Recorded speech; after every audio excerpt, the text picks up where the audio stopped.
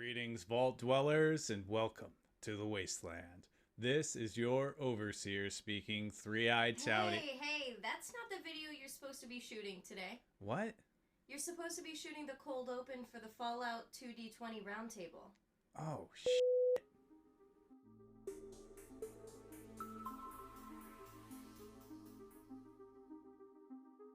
August 13th, 2021. Humanity is slowly returning to normalcy after a virus had flipped the world on its axis. But a glimmer of hope has presented itself. A British entertainment publisher by the name of Modifius Entertainment has created a tabletop role-playing game that has reignited a spark in gamers across the world. As a result, two fandoms collide and a new world is ready to be explored. Tonight, a group of 6 creators come together to recant stories of their experiences in this new age of tabletop games. A collective of fans of the franchise, Gamemaster professionals, content creators, and even a lead writer of the sacred text itself. Tonight, you bear witness to a round table for Fallout, the role-playing game by Modifius.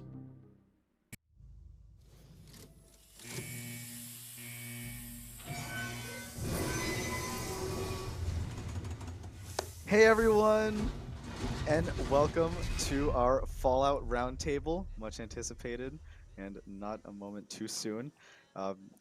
We're here with quite a cast of Fallout community members and designers even that I'm happy to host.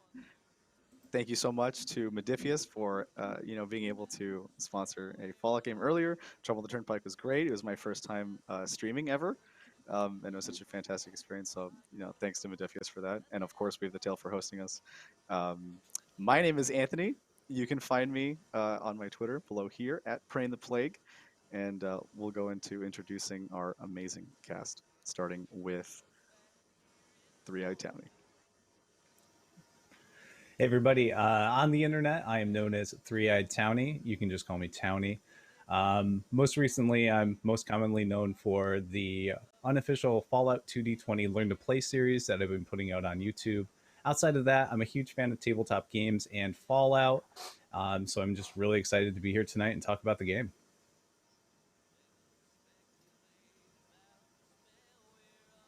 Rob. Hi. Hey.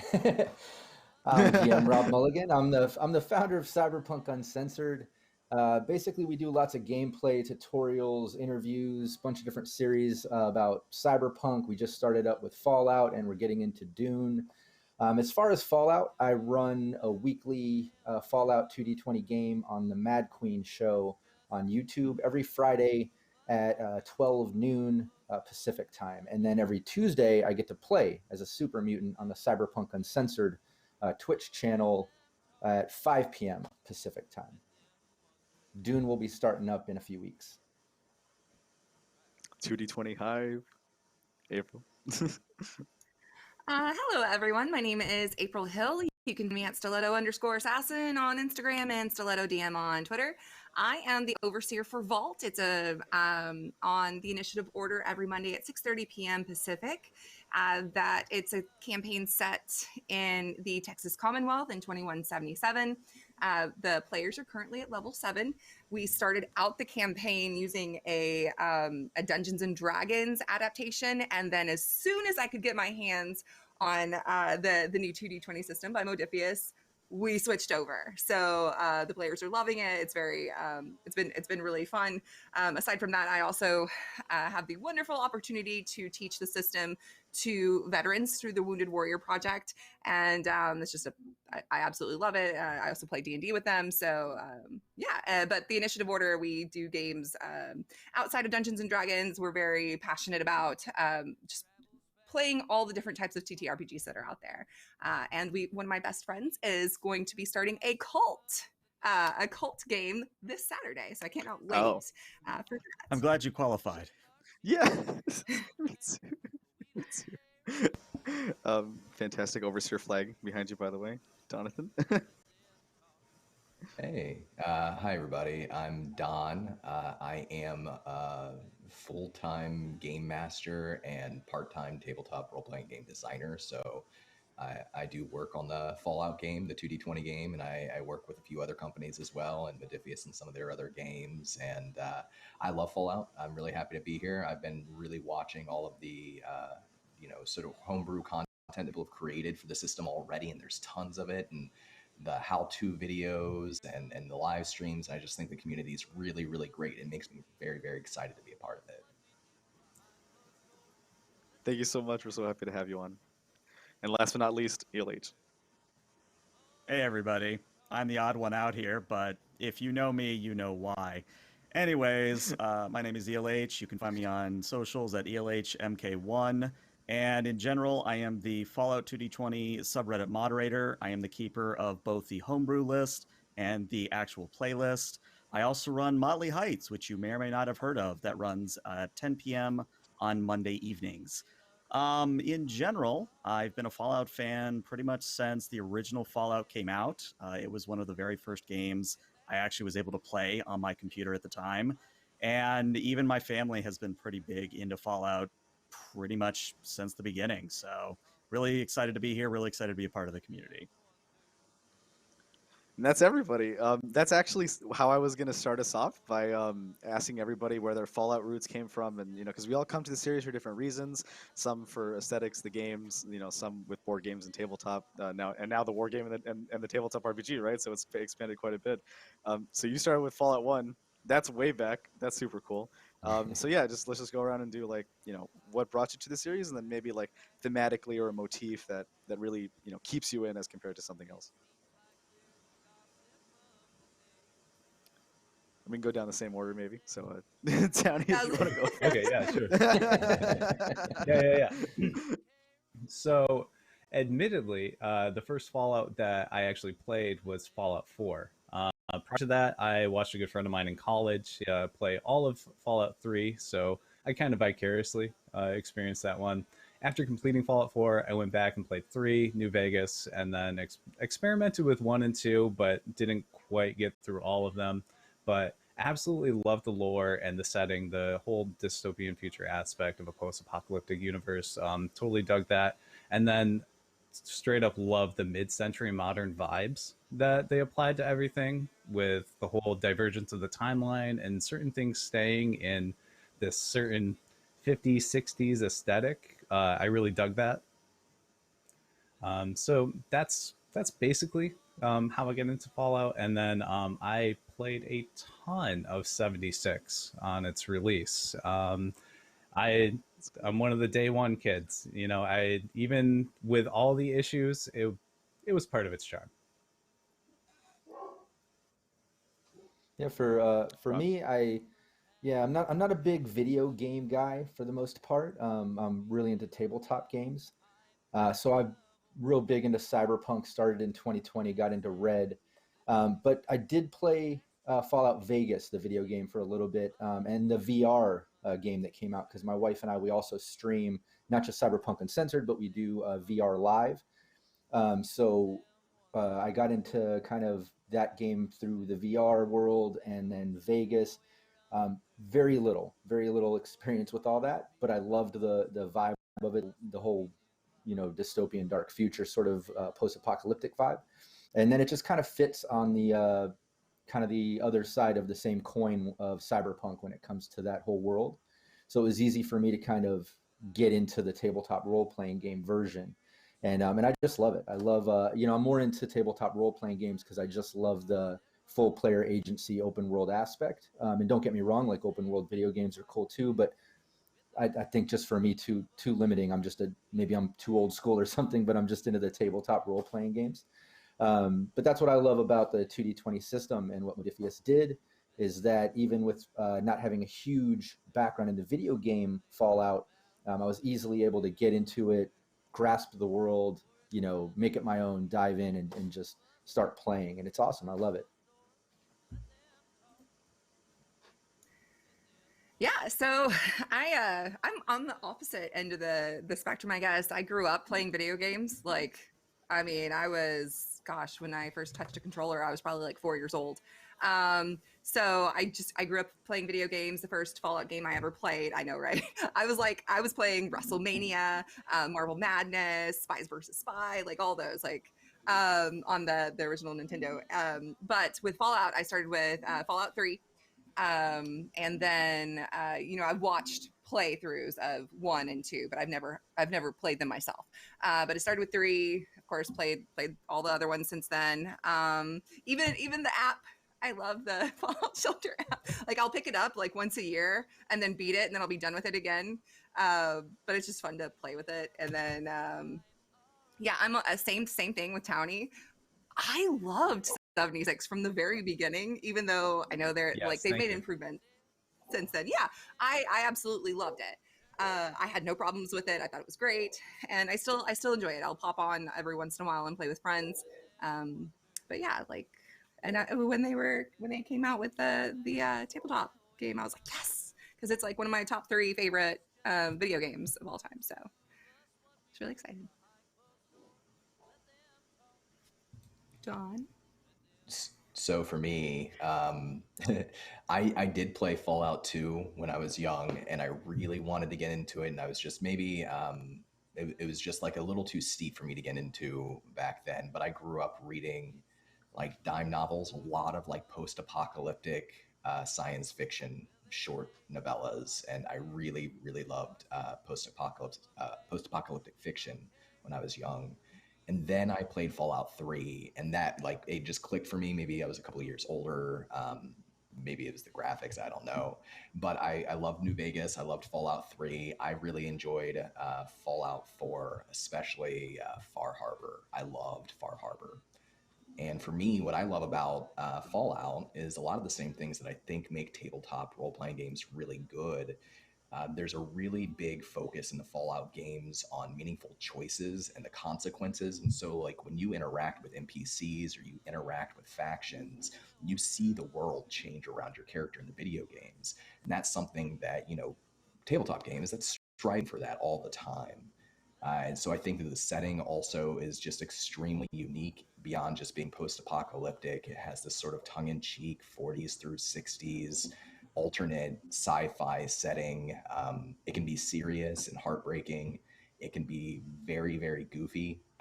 It doesn't take itself too seriously except for when it needs to. And I think all of those things, like to me, that feels exactly like most of the role-playing games I've ever played. So I really like how those aspects can tie into the tabletop game.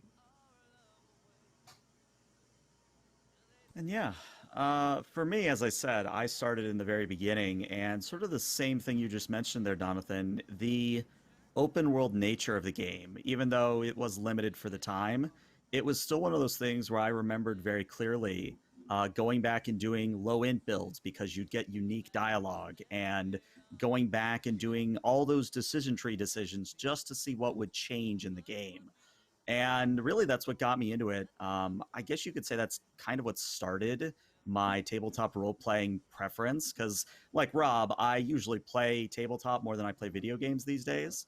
But in general, I love 3. I love Vegas. I loved 4. Haven't played 76. People keep bugging me about it. Maybe it'll happen. Maybe it won't. Who knows? But in general, I just would want to echo that sentiment that the fact that the tabletop role playing game came out the way it did, it has opened the floodgates, I feel, to a lot of cool stories, a lot of cool content, and I'm just very excited to be a part of it. And I'll hop in too. So, like many others here have voiced, my first was also Fallout 3. And, I took it at a very young age. I was still in grade school at the time. And so it was really helpful to help maybe like parse between what was like propaganda, what wasn't, even that I was experiencing like in my daily life, like at the time. It's a really good series to help you like, avoid double think and then that kind of, really think critically about what's going on, and there could always be multiple origins. Doesn't have to be one reason for the Great War. What I really loved personally was the atmosphere of Fallout 3, how oppressive it felt, and the juxtaposition between like the fall of government, right, and how like the Fallout's literally irradiating everything off. I also want to convey like how much it meant to me from a role playing perspective. Like Don said, like the random encounters made the world feel real, and it encapsulated a lot of that, saving people in the wasteland, helping them with whatever they need, strange stuff. And yeah, that weird wasteland kind of vibe that, anything can happen, only takes itself as seriously as it needs to for any given moment. I have started playing 76 recently, mostly Nuclear Winter and whatnot, but getting back into adventure mode. And it's really cool playing the new adventure mode and all that. So, we all have a lot of opinions about what makes narrative important in Fallout. We all just, kind of, there was a common thread of that narrative being important to us. And so, as designers, as writers, dungeon, and overseers, right?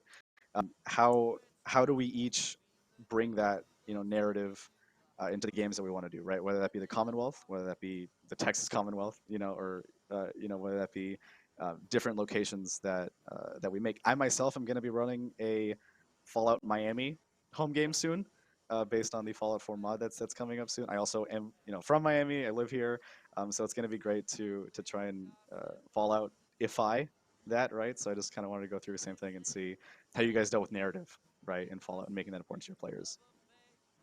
Real quick, I have to ask, is there going to be a burn notice reference in Miami? Because you can't do Miami Yes. without burn notice. It's every Miami Vice burn notice. There's gonna be Mingos, just like the mod, right? There's gonna be Gator Claws, Nuka World. Thank you for giving me the inspiration. So I think there's I think they're on Vorpal Tales. Vorpal Tales. I think they're running Ooh. a Florida game. That's where their setting is in Oh. Florida, and they have what's That's called. awesome. See, I do like when I say that I watch all y'all streams. Like if I can and I can pop in and watch them, I do. Like even people that are not here, I'm like, oh, somebody's doing Fallout right now. Like I'll go and I'll have it on and I'll be like watching it while I'm playing or doing something. But yeah, their settings in Miami, and it's really funny. Yeah, so I'm probably gonna be taking a lot, from inspiration too, right? So it's quite a lot. And we can go through the same way, or if anybody wants to chime in, has a particular opinion, that's fine too, right? I guess I'll chime in first, unless anybody really wants to. All right, cool. So Go for it. for me, and this is kind of a tangent, but it hopefully answers the question all the same. Yeah. For That's me, fine. when I approach the setting itself, I feel like the Commonwealth is a good jumping point. And what I mean by that is if you've watched the last few episodes of Motley Heights, I've basically given them a battleship. And it's sort of led just sort of these little breadcrumbs where it's led up to the point where they've gotten X bit of technology or they've had, X NPC approach them. And all of it is leading up to them either blowing up the Commonwealth with the battleship or going somewhere else, that sort of feel. And for me, I think what it really comes down to is for Fallout, you need to have moments of levity and you also need to have moments of seriousness. And it's sort of doing that balancing act is where you will find different game masters shining in different ways. Again, if you're a fan of Motley Heights, you know that we do very much the silly things. We do little bits of voices. We do little bits of literal golfing because we can. But it's all sort of framed in the narrative where we're doing things in the dark humor vibe, the dark comedy vibe, and we're still progressing towards an overall plot. And I think, April, your game, I think you're a little bit more plot focused than mine, but that's not a bad thing. I think that's a good thing. It shows a lot of variety and it shows a lot of, different approaches to the medium. But I think that's all I'll say on that topic. It exists in Fallout 2, New Vegas, has both, Orwell Blues and Dead Money, kind of very oppressive, Oh, yeah. Vibe, like plot focused, and it needs to be going a certain way, but it also allows you, you to, blow up the dam or get the Enclave to join you to fight with the NCR, and there's fun things. So it doesn't both work within Fallout. I think a lot of when you talk about narrative sorry. No, go ahead. What I was going to say was if you talk about narrative in the Fallout tabletop game, it really kind of begins with like, what kind of story do your players and you want to tell? Because there's so many different kinds of stories in Fallout. You can tell a story that's hopeful, where you're trying to rebuild society or a settlement, or about survival in a really harsh environment, or about escaping oppression.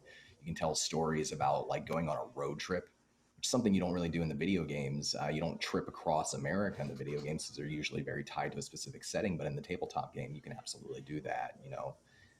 There's so many different ways you can approach it, and the rules for the 2D20 game, it's a big toolbox, right? That for one book at least, and it's just they're gonna keep building on that with more tools and more mechanics. But you don't have to use all of them. You can figure out like what's the kind of story we want to tell, what do we want to lean into. You can introduce elements of the rules and the narrative tools one step at a time. And I think it works really well in the games that I've run of Fallout for folks. In a very short campaign, you can do 4 to 8 sessions and tell a complete, really rich story or fun story. But it also totally works for sort of more long-term things where you're seeing the progression of a place like the Commonwealth or Florida or anywhere you want to set it over time, over generations. If you want, you could play it that way too. Yeah, I was gonna say the 2 games I'm involved with are original settings and what we did, original locations I should say, because we kind of followed the 2D20 vibe and I guess suggestion in the rule, how they talk about they want you to start the game kind of with a clean slate in the world. They don't want you to be based on video game lore that's already been changed based on things that you've done in the video games. They want you to kind of be able to create your own from the tabletop version. So what I did is I put mine in Florida. Mine's based more in Orlando. And the reason I did that, South Florida, they're traveling up towards Central.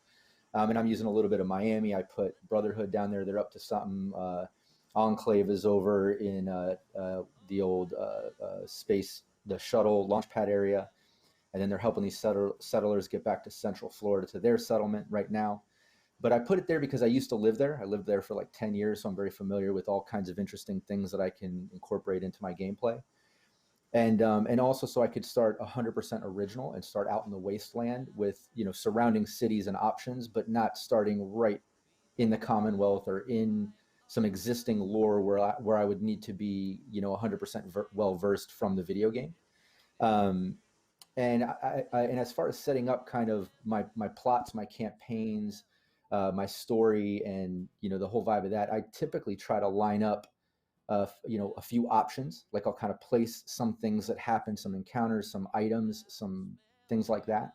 And then I'll just see what the players do. If they find something, are they going to listen to the holotape? Are they going to, follow that map? Are they going to, help these people? Are they going to hunt that? Are they going to fall into that trap? And I'll kind of put these things around and they'll naturally be there and the players will have complete player agency and freedom and open world, and whatever they do, I'll go in those directions. But the fact I'm experienced as a GM, I can easily take these things and move plot points and structure main campaigns and twists, no matter which direction they go, and still incorporate some of that freedom with those choices. So it's about planning, but keeping it very loose. But for me, as far as the world and the story, I think, doing it 100% original has made it a lot easier because I'm not as experienced in the video game. And then the one I'm playing on the Cyberpunk, and that's the one I run for Mad Queen.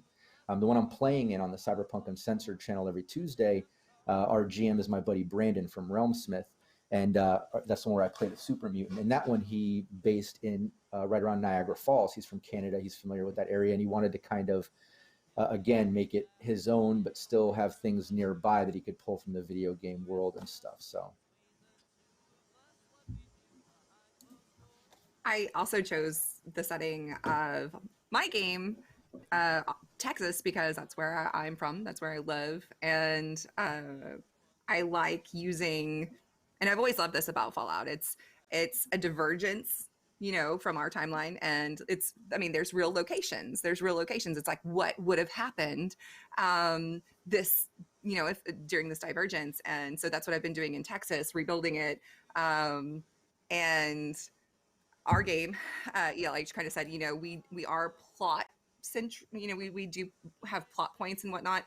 How I built this story, I did have an idea of what I wanted to do with the story in mind.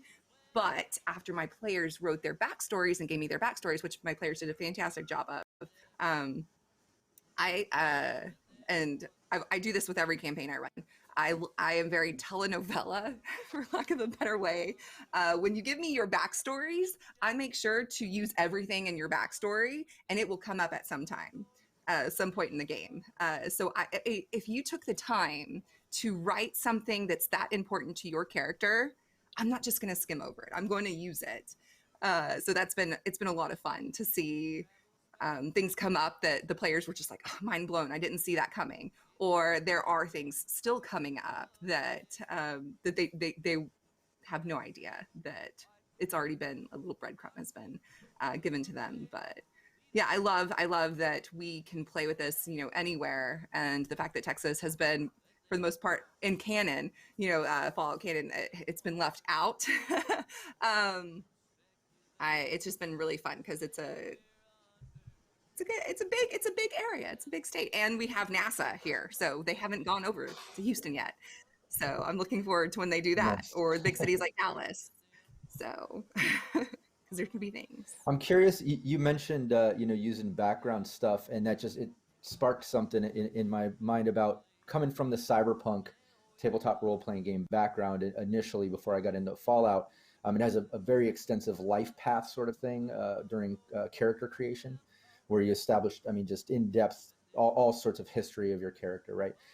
When I got into Fallout, I was like, there's not a lot of that. Like, I love the detail of the characters, and you get into it, so much gear and mods and, you know, encounter things. And I mean, that is just rich and has so much depth. But I was like, not a background. So as a GM, you know, I have my players, we always stream a session 0 where we go over gameplay types, you know, lines and veils stuff. But then we go into the characters, their background, their life path, how they incorporate with each other and how they know each other in the world. So then when we start session 1, I know what to work with, and we kind of have a starting point, right?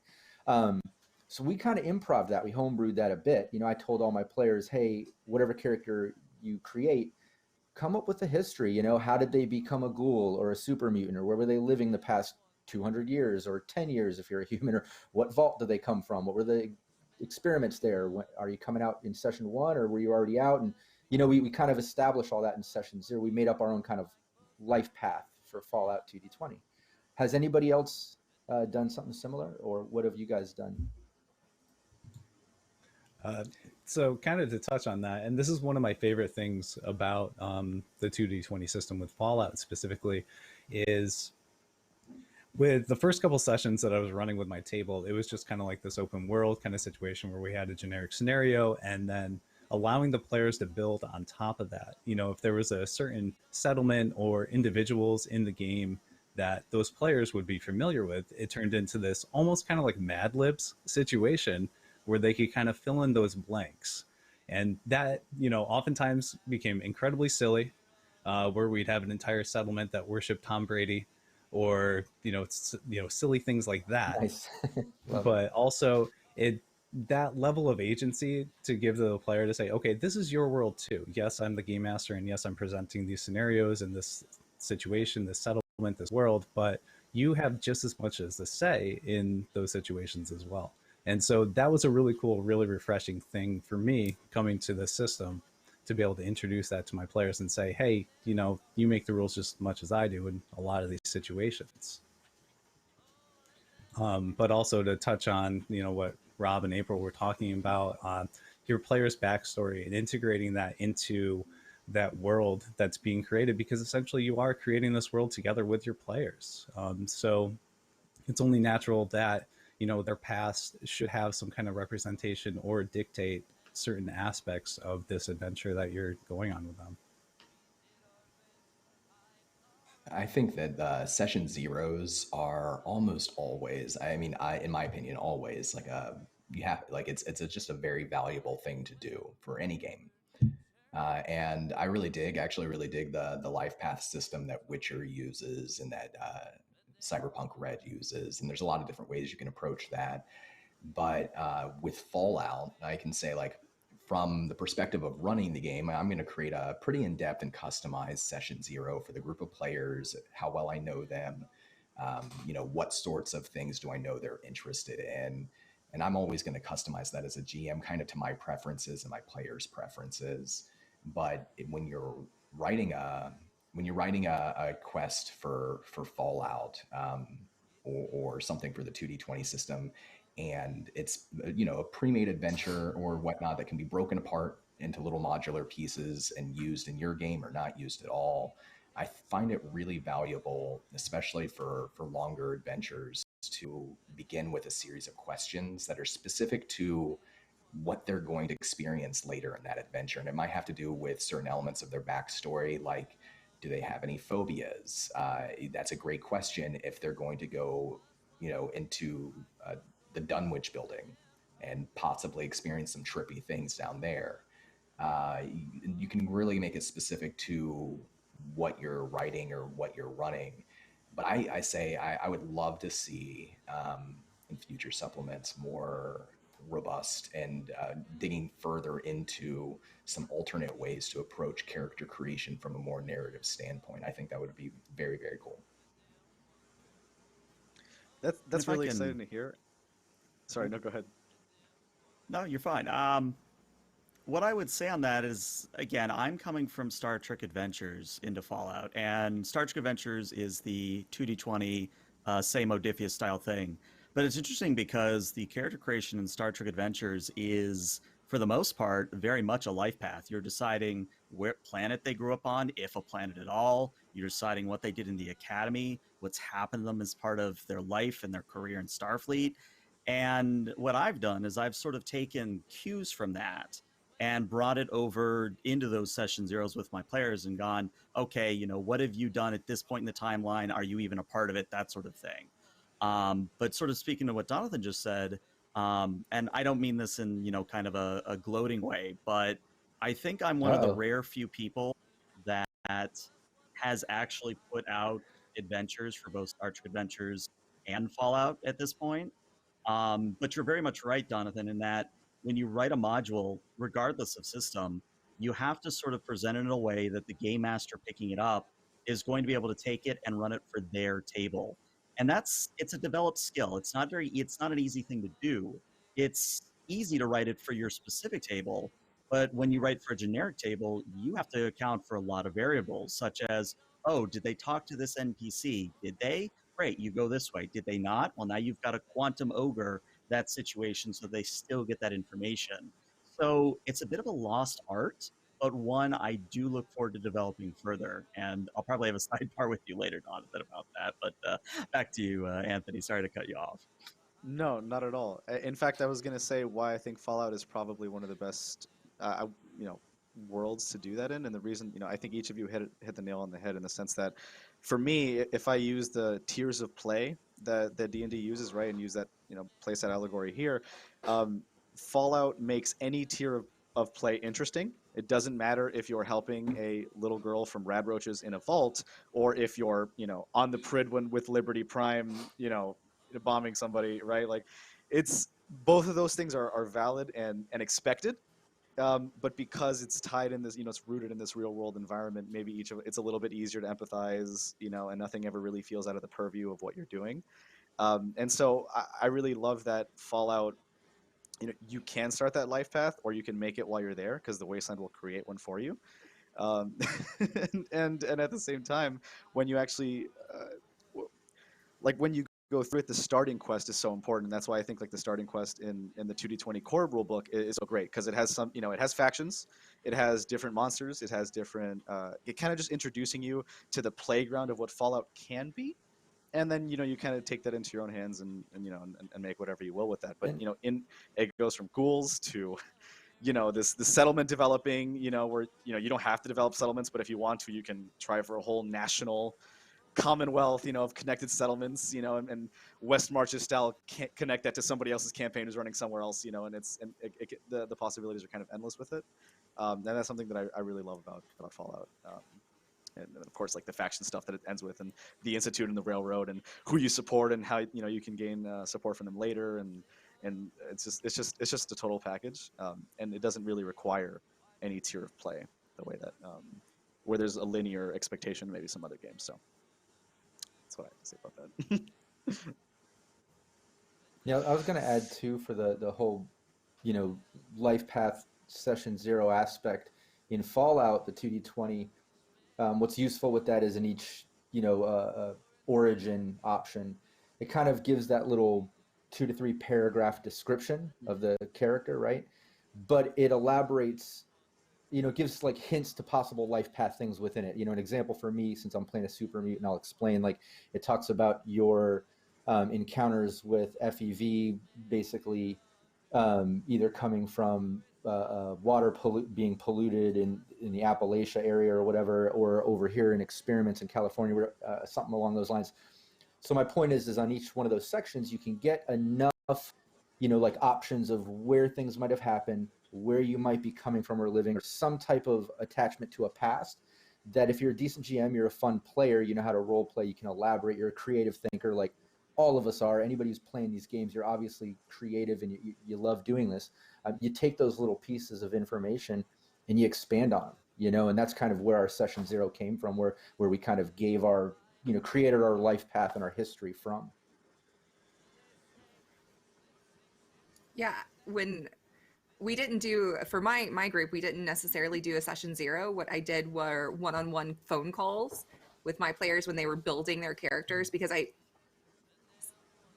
wanted them to be from, I didn't necessarily want them to know each other. I wanted to make them like need each other. And that's been like one of the themes of our game is their safety in numbers. And they kind of, they need each other. So that was kind of where we started. But we did one-on-one phone calls, and some of them had ideas like, I want to do this or this. And I'm like, okay, I am trying to stick to the timeline a little bit, as much as I can, on where I think stuff would have went in Texas from where it is in the lore. So one of my players wanted to do something with the Brotherhood of Steel, and I was like, it's 100 years after, and where we are, I was like, oh, let's try to find something else, because I want it to make sense if somebody's like a big fan of Fallout. So which they were super happy with, where their character is now. So but yeah, so we did like session 0s, but it was more one-on-ones with me and them, and me helping them like with any questions they had, and showing them like the map of Texas, like this is where y'all will be playing if you're not familiar with the area, and this is the changes that have been made. These are the hit locations, the inhabitable locations at this point right now, or heavily irradiated locations, and these are the locations that have changed from our timeline basically, and they have different names. So that, yeah, it was a lot of fun, and it's more intimate. Like it was more intimate that way, just talking to them one-on-one and letting there be secrets about their pasts that the other players don't know. Because then when it comes out, it's like, oh, like two of my players are really, really good friends in real life. One of them is a super mutant who hates robots. The other one is a synth.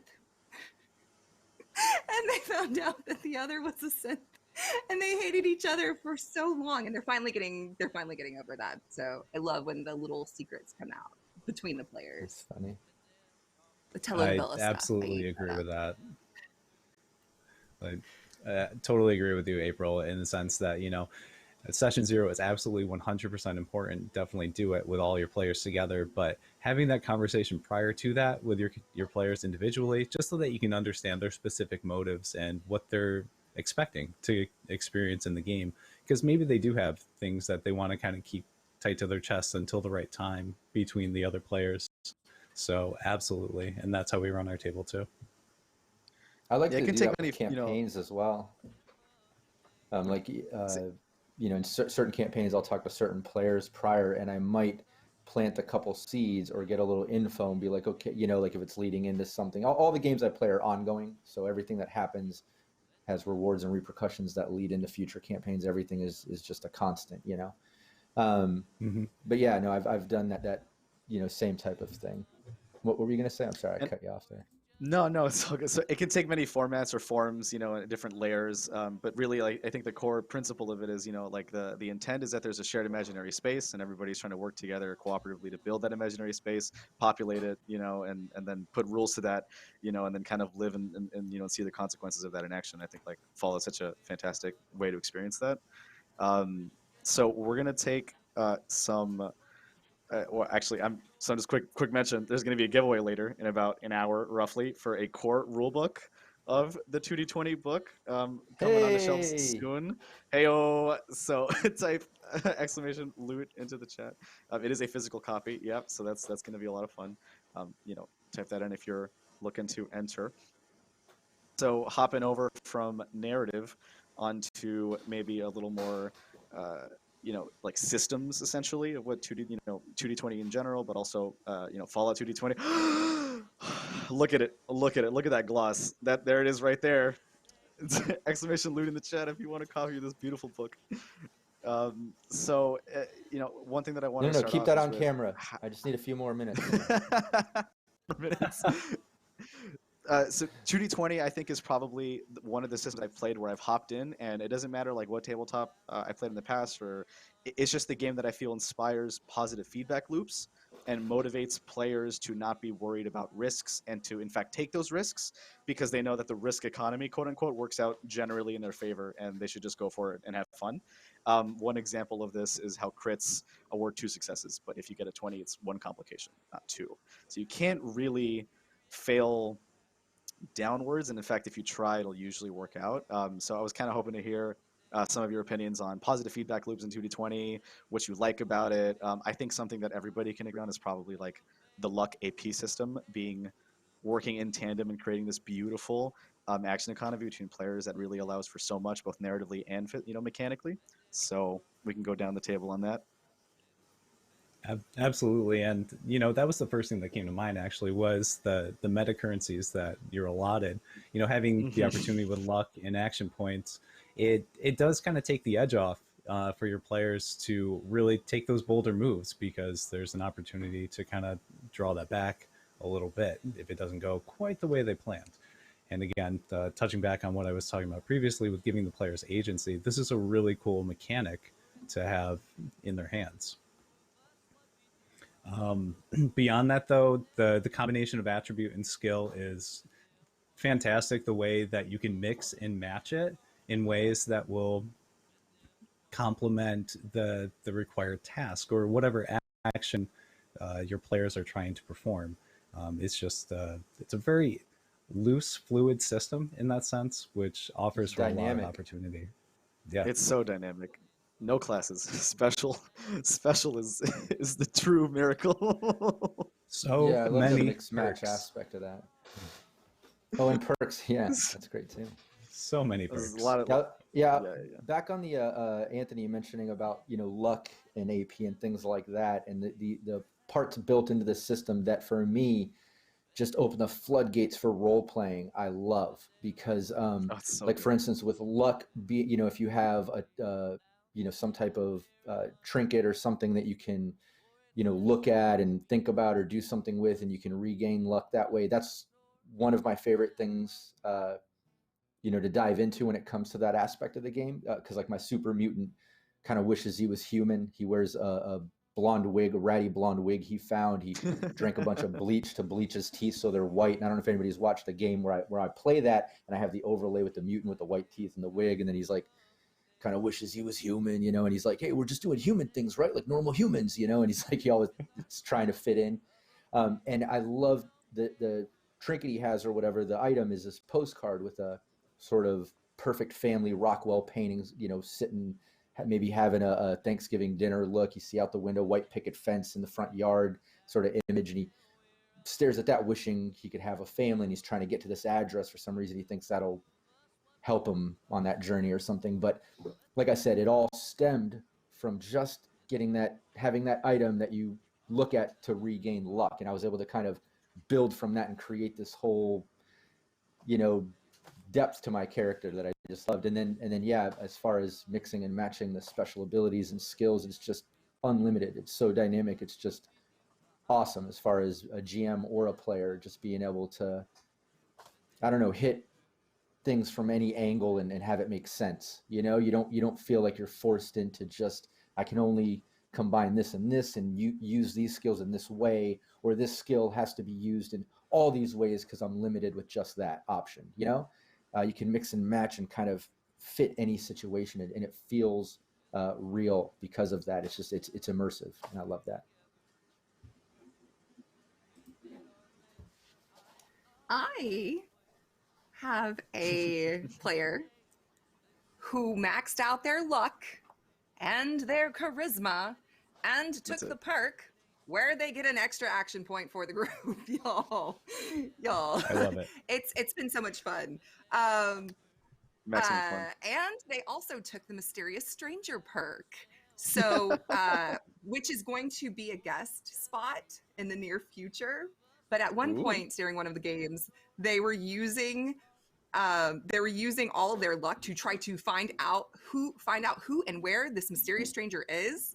And I was like, no, like, and that's what's beautiful about tabletop role playing games. Even though there are mechanics worked in that it says that it reveals things about where they're at. It reveals things about the situation. You could choose how much information you give them. Same thing with like rolling. I love when they roll nat 20s.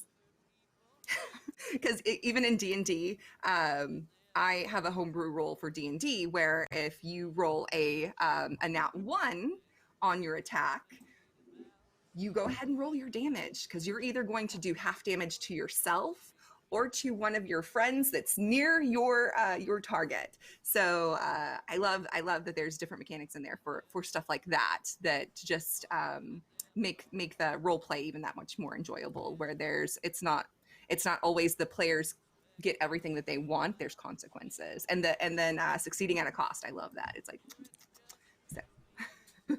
Even recently on our pit one shot, Jeff with the noble sacrifice, creating 22 landmines in one area to take out 6 supermutant behemoths at one time, in a blast zone radius where it wasn't able to be saved, and it was an organic creation that just spontaneously happened, and the system is really, really good at creating those out of thin air.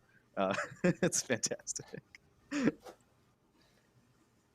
Yeah, I think the kind of economy of action points and luck, and for the GM too, not just for the players, it's kind of the heart. It's really like the engine that drives everything in 2D20. In particularly, I think in Fallout, really leans into this even more in some ways. And some people find, like, oh, I wish the GM had more action points to do things with too, because the players can generate them so easily.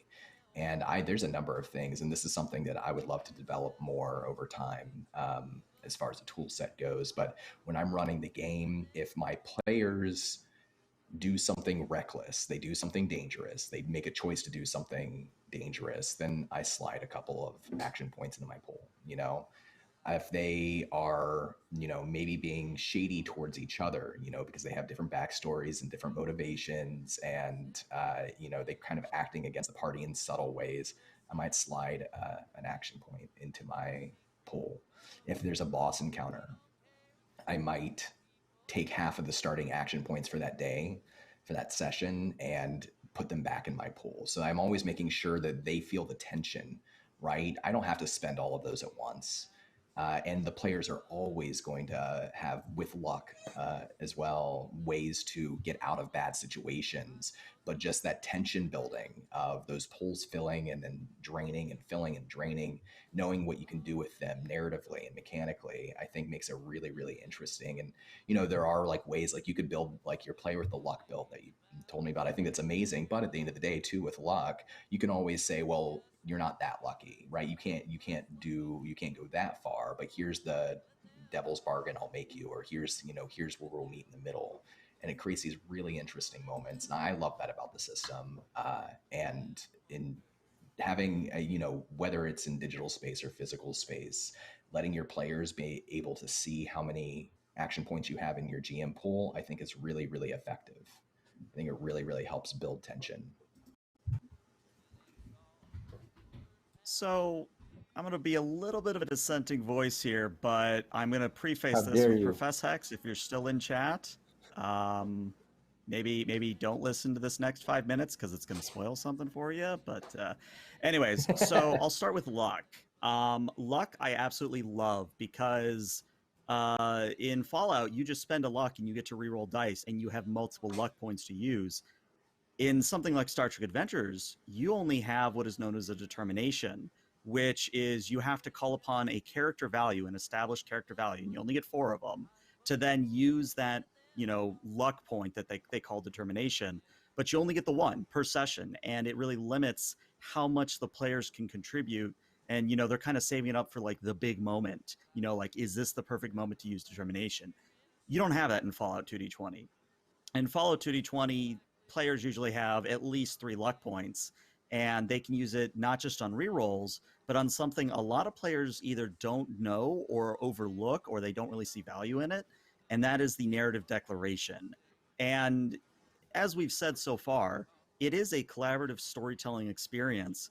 But for your player to actually go and say, hey, GM, I'd like to spend 1 luck point that maybe there's XY piece of equipment in the room, or maybe the room has an escape window, which if you've watched my own With a Bang or a Whimper playthrough, you know the players cheesed an encounter by literally putting a window in. But I love that. You know, it provides a way for the players to give back to the experience, but it also doesn't cheapen in a way that, as Chad has said, it doesn't give them console commands. You still, at the end of the day, can taper them back and give them a devil's deal, but it opens up that dialogue, I feel. Now, conversely, with action points, I love the players always trying to, figure out when to use their action points. It's a very fluid mechanic. And again, Hex, don't listen to this next part. I actually do not track my own action points, not in Star Trek, not in Fallout. And it's a very deliberate thing.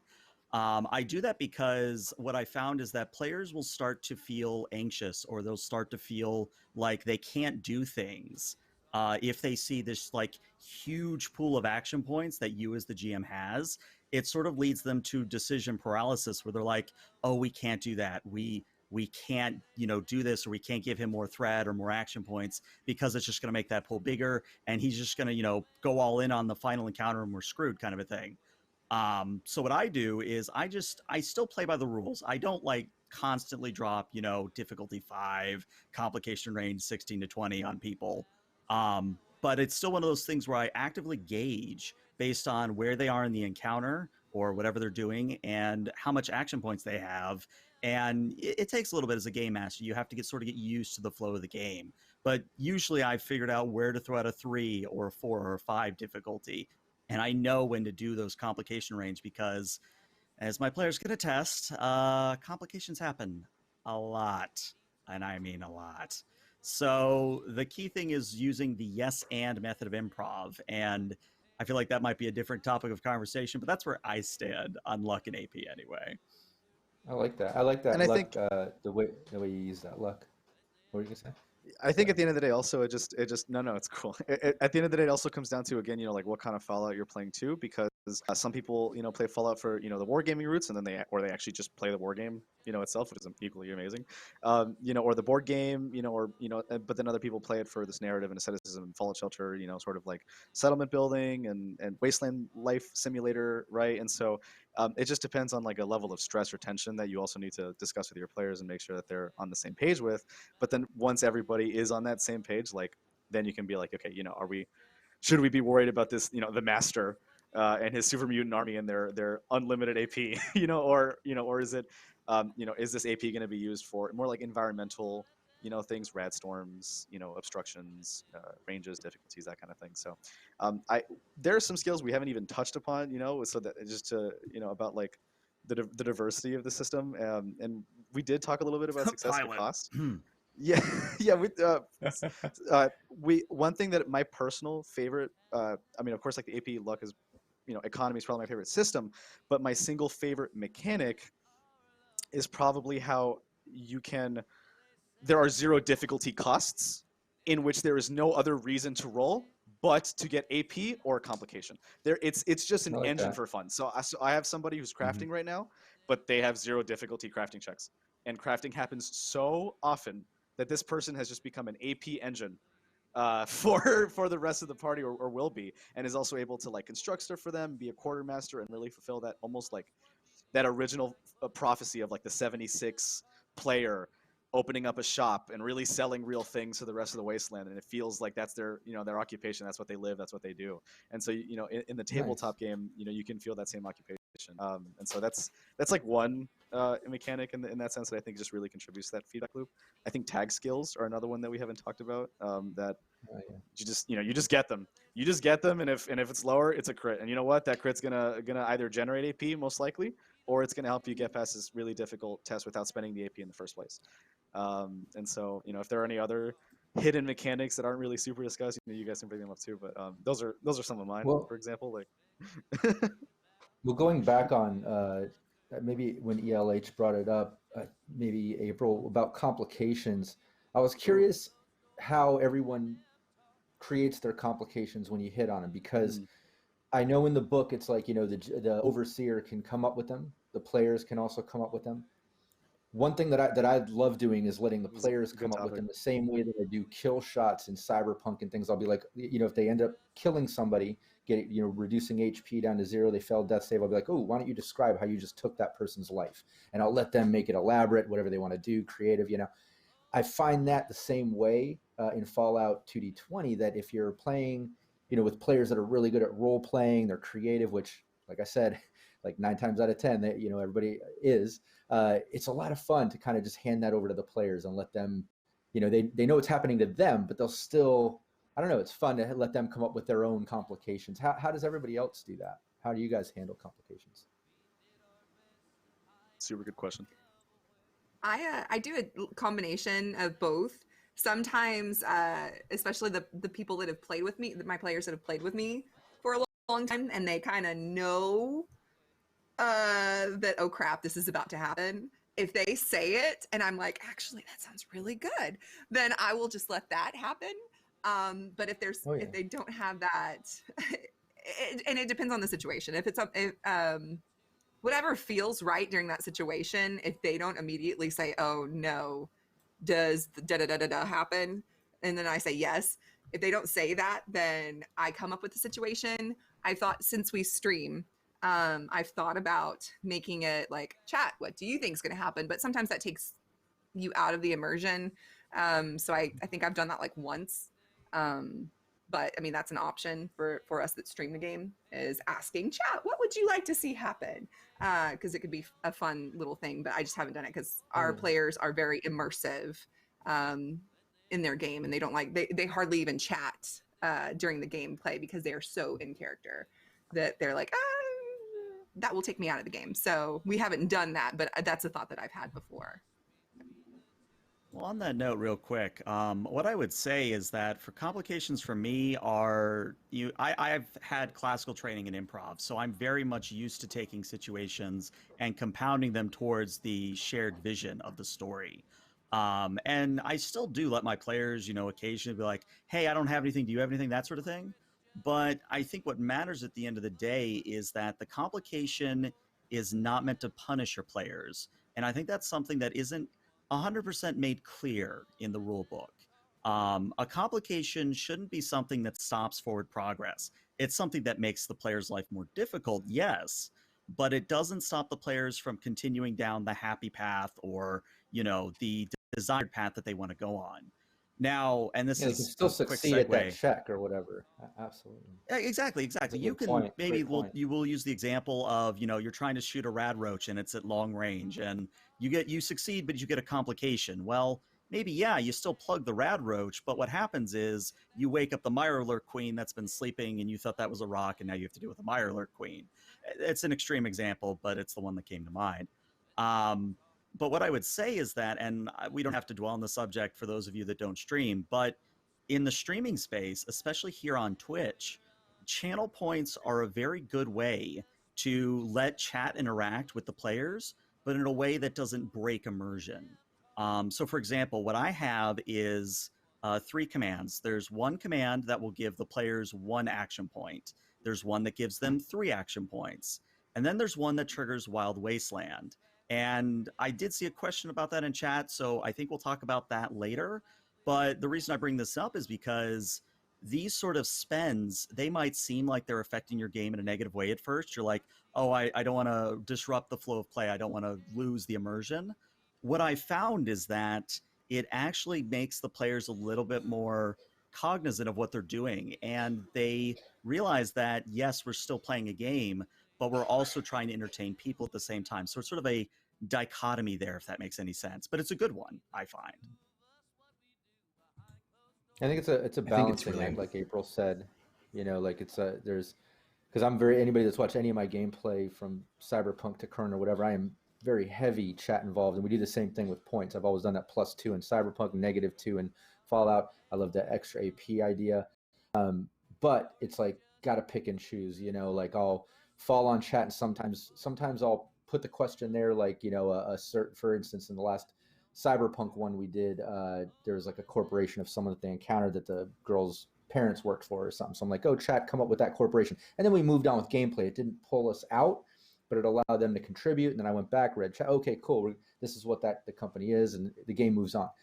But it doesn't always work like that. You do have to pick and choose. Sometimes, you know, if you go too heavy in it, it just pulls out of the game, and before you know it, you're just chatting with chat, and you know, so like, yeah, it's a balancing act, you know, and I think it's just it comes with experience when it first streaming. You know, you kind of find how to finesse all that and, you know, keep everyone happy and involved, because that's the other side too. You know, you don't want to completely ignore chat. That's one thing I hated about watching live streams, was why be live? You know, why watch a live stream if I'm not part of it? Like, I can just watch the VOD, the recording, and it'll be the same effect. If I'm live, the idea is that I can say, oh, wow, or I can contribute an idea, and the GM will actually go, oh, that's a great idea. In fact, that's what happens. And then you're like, oh my God, I'm part of it. And it's like exciting and it's fun. And like when you stream, it's just, it's that balancing act, I think, you know. Hopefully that made sense. I know I just rambled, so. No, it made perfect sense to me, at least. That makes sense. I've been in D&D. There's, yeah, like you said, a balancing act. I've been in streams where, in D&D streams specifically, where they will let you, like, if you're a subscriber or if you donate bits and whatnot, you get to give a player luck or inspiration. And there's been games where I'm like, I have like 20 inspiration and luck points, and I'm like, this kind of broke the game. Like, I will never fail if I use these. So it's like, ooh, yeah, balance, so much balance. And it's just like, oh, so hard to find a good sweet spot to where everybody's happy, involved, and whatnot when you're streaming. So, yeah. And Don, you were going And to the bring other something thing, up. Streaming is really interesting because, first of all, like, it matters like what your players want. Like, do they care how much chat interrupts or it gets involved with their story? There's some players, and I'm not streamed Fallout yet, but you know, I've streamed many games over the years, and sometimes I've had games where you could donate for, you said, inspiration or you know, natural 20s advantage, whatever it was, or to restore hit points. And what happens is that, you know, generally, like, people, the chat will protect the characters, which is great. You know, it's really supportive. But sometimes, like, players, been in the situation where players are like, I don't want to be invincible. You know, like, if I'm playing Call of Cthulhu, I want to potentially go down the rabbit hole. So I think it's a conversation, like, if you're doing a stream, to have a session zero with your players and talk about, like, how do we imagine the best way we can interact with chat might be. And one of the mechanics that's in most 2D20 games, and it's in Fallout 2 that I love, is truths. And, you know, this is very similar to, like, I imagine it very similar to, like, how you can use luck to introduce a narrative element. You can use luck to introduce a truth about a scene or truth about a character. If you have a complication, I love that. I love truth. You can create a truth complication, and it could be you that picks it in the moment, or you could ask the players, and it sort of matters, like, well, how, you know, if you roll a complication on a crafting roll, that's one thing. Or if you roll a complication on, you know, a simple, like, difficulty 1 test, lockpick thing, like, that's not a very tense moment necessarily, but for the tenser moments, one of the things that you can do is, and I love the recommendations you are all making, because I think those are really great ideas, but I love to kind of use those moments to pace the narrative in such a way to build the tension. And so if they roll a complication, I might not introduce a truth immediately. What I might say is, like, you know, you can't, you know, your lockpick breaks or whatever it is, you see a shadow from the corridor behind you. You don't know what it is. What are you afraid it is? I'll ask them a question like that, from their character's perspective. And then maybe if I really want to, like, make it more tense, I'll say, let me tell you why it's worse than that. And that's, you know, and you can do that a lot with complications to build the tension. And sometimes you can throw it at them and just let them pick, because they might have a better idea than you. But I love the recommendations you make. And with truths, with the truth system, I think it's a really easy way to onboard people into the idea that, like, things can always change in a moment. And a truth could be as simple as, I twisted my ankle, so I have a twisted ankle because I tripped. Or a truth could be that you, have a violent reaction to a specific sense. Like it could be something, it could be a flashback to a previous event that the character had, and when they are reminded of that, they have violent feelings, and there's a lot you can do with it that's very cool.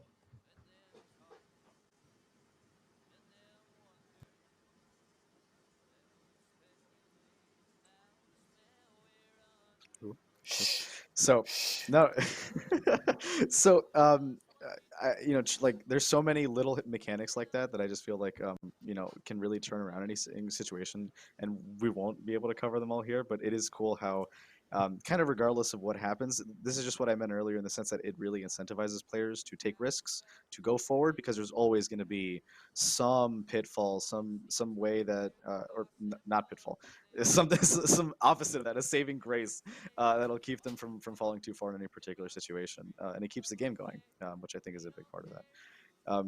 Related to systems, but not exactly one-to-one, is kind of like the accessibility of the game and how to teach them all. For example, I really loved Gamemaster Toolkit and the fact that it came with these reference documents for weapons and for conditions and kind of or actions, even what they could do. And it felt like it's really simple. It's just 2 pages for each of them, and with those 4 pages is the majority of the minutia that might cause some players to get stuck and kind of circular discussions about some mechanics. And so putting it all in one place is fantastic. I want to kind of leave this to our resident accessibility expert in terms of visual learning, Townie, whose videos have quickly become, in my opinion, the standard for apart from the official core book itself, learning these mechanics in such detail that it's helped not only get into Fallout but also 2D20 in general. And please take it away. Sure. So I've been creating this Learn to Play series, going over the basic mechanics of the system and just kind of hopping around from different chapters, going over each section to create like these bite-sized videos to kind of go over each individual piece while also giving examples to what these situations might apply to. Like, what is this mechanic good for? And my intent with this is accessibility, simply put. A lot of times, some people learn better from a visual aspect or a video or hearing someone speak different rule sets or mechanics, or say, okay, this is the rule as written, but here's an example of how that applies, and here's some situations that you might find an exception to that. Because there are certain situations where you're reading the book and you find this one section and you're like, okay, this is how this mechanic works, and then you'll get a couple chapters later and it expands on that piece a little bit more. So maybe having those pieces together in a video is helpful. Yeah, and me personally, I've seen every single one, and I've rewatched it even if I know the game, just because I'm like, no, I need to visualize this one more time. No, I mean, how would this work in practice? And I find myself keeping it on the back, or if it's also been really helpful in teaching it to new players, and so I'm a big fan of anything that the support on the back end for this game has been huge. And I think a big reason for that is because there's been a lot of unofficial Fallout games over the years. And so because, it has this label of canonicity and official, right, is that there's been a congregation of this creative talent that's been in the tabletop space for specifically Fallout for 2 decades now, roughly. And it's kind of like, it's just become this focal point. And so there's been this huge rush. And so them getting laundered through the Townie video process has been this is super good for onboarding. And I'm just a big fan of seeing the migration happen and the process happen and the Discord get bigger, the community Discord that ELH actually created. And it's amazing, right? Like, and so it's just been building this community, a settlement, if you will. That's been fantastic on the back end for the game, that I think is really going to be good for the longevity of it. So if there was any final thoughts on narrative or mechanics or systems, that's great. If anybody had some, otherwise I'll start to get to some of the questions about this particular topic, and then we can move on to more general, like what we love about tabletop games or board games, or what our design philosophy are, that kind of thing. So. Anybody? The Townie process is real. It is. No? Yeah. So when I first when I'm teaching the game to, like, when I'm running one shots, or if I'm running a game for Wounded Warrior Project, I link them several different things, and one of the things I link them obviously is Townie's videos, and then for me, because I've had to teach so many people how to make their character sheet, and Townie's seen this too. Oh, and I mean I've sent it to Anthony. You've seen it too, I think. And Ian, who's in the background doing background things. I made a PDF where it's like step by step. This is just go to this page, go to this page, go to this page. Like, It's so simplifying. helpful. This It's is so what you helpful. do. It's like just a list. This is how you make your character. Come back to me if you need anything else.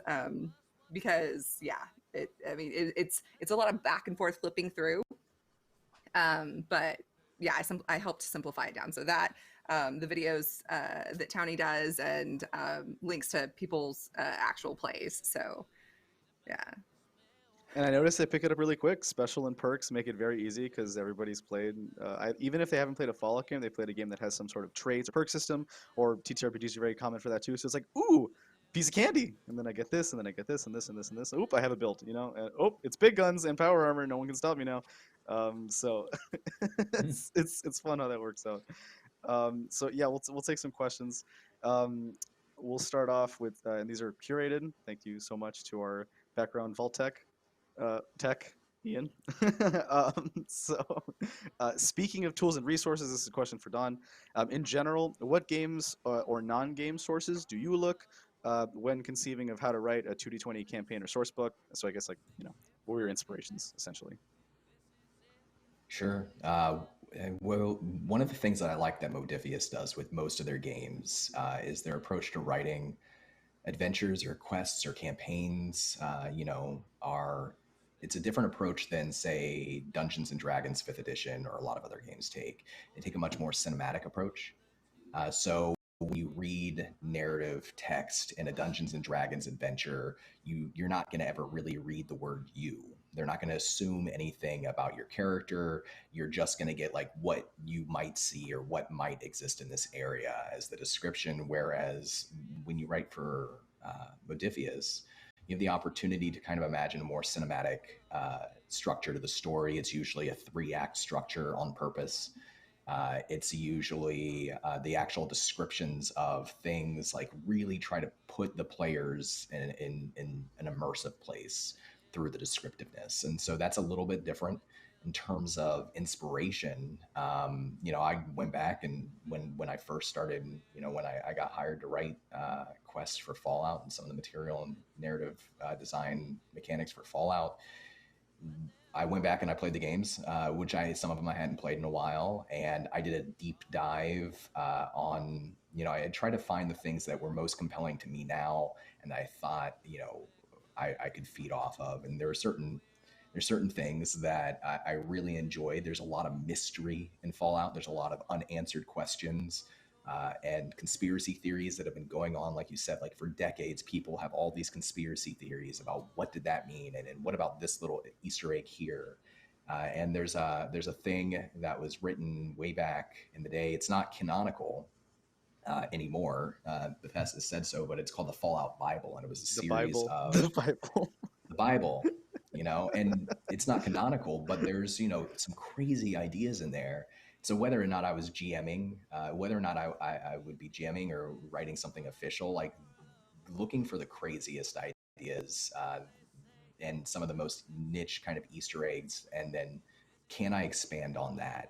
Can I explore Dunwich Borers? Can I explore the Zetans? Can I explore these things that like people have ideas about and give them the opportunity to explore it in a tabletop campaign way? These kind of more open areas where we don't know as much. Like we know a lot about the Brotherhood of Steel, but there's a lot of things we don't know a lot about. And I think that's the perfect space to explore, and when you're running your home game or writing your own campaign, I love that people place it where they're from, where they're familiar with, because it makes so much sense and it's really exciting. And there's something personal about that to you and your players. when you're writing, obviously, like there's certain settings that you're focused on right now. Like with the release, it's very focused on the Commonwealth. But so playing Fallout 4, playing Far Harbor, playing the DLCs, rereading the Fallout Bible, rewatching old post-apocalyptic movies that I loved as a kid that also have that same kind of tongue-in-cheek, like Mad Max, right? Like I rewatched Thunderdome, of course, all of that. And then the music. I think the music is really important to Fallout. And when I write Fallout, I'm listening to, that the swoony 40s, 50s, 60s songs that you would listen to on the radio when you're walking around the wasteland. And when I run the game, that's, if I'm playing music, that's generally the music I'm playing too. And all of that kind of puts me in the mood, I guess. Probably have like a little open tube of a glow stick cracked open in front of you, and trying to get some exposure to radiation, catch that FEV. No, it's immersing yourself in the world is a super important part of it. I also agree. I think the music is such a quintessential part of it, without which I think a lot of us wouldn't be able to connect as well necessarily as we do. So thank you so much. On the topic of Zaytons, check out the core book, and there might be a surprise or two for you. Another question is, oh, okay. So what? And this is for the table. So what types of stories do you all feel that the Fallout universe is best suited to tell? For example, I've been writing a heist scenario set in New Vegas. We went through a lot of like the different scenarios earlier, but we can just do like a quick improv example of a Fallout, and we'll see the diversity of Fallout experiences that that the world can create. So, Tony, you first. Sure. So I think no matter the content of the story, something that I really enjoy presenting my players with is a situation where they do have to make a hard choice, where there's not necessarily a right answer or a wrong answer, and not even necessarily that they're choosing the least bad of two bad options. It's just, these are the options that are presented to you. This is the world you live in. These are the types of civilizations that exist within this world. And the choice you make may necessarily benefit one, but maybe not so much the other. And so taking that to the next step, where further down the road, they're in another session, or it could be a few sessions down the road, where they see the effects of that choice that they made. So I think that those kind of building story elements are really important to kind of act as like a callback to something that happened in a previous session, or, give your players a takeaway to kind of really consider your choices.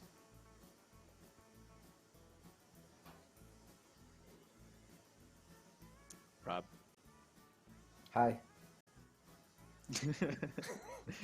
Yeah, no, I absolutely agree. I do the same exact thing. I'll have a lot of options and things, make the world as real as possible, and then players make their decisions, and then there's always rewards or repercussions. There's something, every action has a reaction, right? And it all carries over. Like I said, all my games are ongoing, so whatever the players do, whether something happens right then or later, or maybe not at all. Like sometimes there's things that happen with players and they won't even remember, like in the future, there might be something that they found or talked to or did, and then by the time they're in the situation where that's relevant, they've been through other things and they didn't take notes or they forgot, and sometimes if it's like a character thing where maybe the character would remember it, I'll do like a basic intelligence check in Cyberpunk, or maybe the equivalent in Fallout, where maybe it requires a little homebrew or something along those lines, where I'll incorporate that into to be the equivalent of like their memory, so like if they found something and they forgot about it and later they're in a location where it's relevant, I might do that check, and whoever passed it, all of a sudden your character's remembering, oh yeah, aren't we in that area where this or that is relevant, or so I might throw them a bone in that way. But no matter what, I think that's a definite big part, is that everything means something or counts or has its place in the world. It's not just there to be just that moment, it should have its, like I said, rewards and repercussions. And then another big part for me with plot building is, consequences.